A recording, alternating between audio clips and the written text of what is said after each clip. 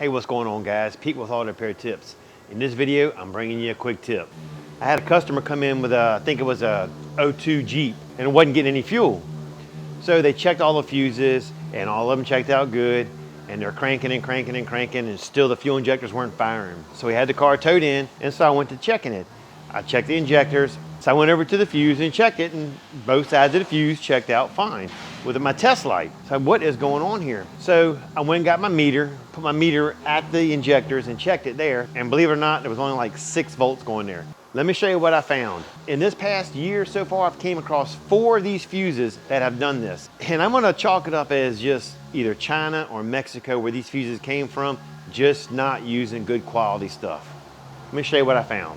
I've got it on the ohms, and we're gonna ohm out a good fuse. If you look right here,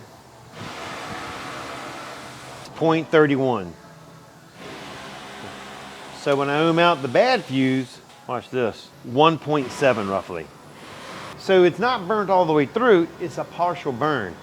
So checking it like that, if you look at the ohms, the good fuse went almost to 0, the bad fuse left a little bit on the table there. But look what happens when you put volts to it. So what I did is I got a 12 volt battery, got a jumper wire on the positive side,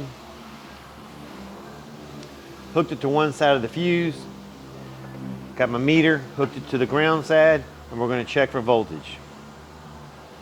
12.73. So now I got the bad fuse. I'm gonna hook a 12 volts to one side, and we'll check this side right here. And if you look at it, it's jumping all around. As I move it, it's just jumping all around.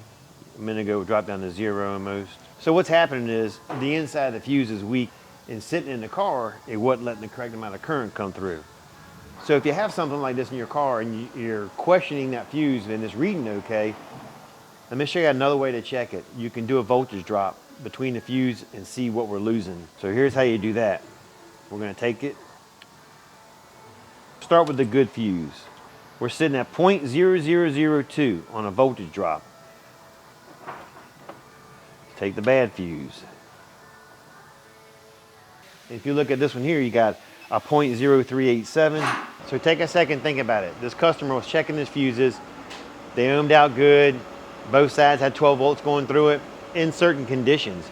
But if that fuse moved a little bit, it was dropped because the inside was weak. Brought it to me to look at. When I got it here, the same thing. I was checking it. The fuse kept checking fine, but I was noticing that when I hit the test light on it, it seemed to want to goof up every once in a while. So that's when I said, let me check the voltage drop in it.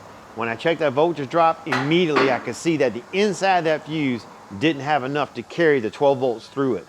So if you got a problem like this, take a second, think about it, check that voltage drop. Chances are it might fix your problem too. All right guys, that's it for this video. Appreciate you watching. Catch you later.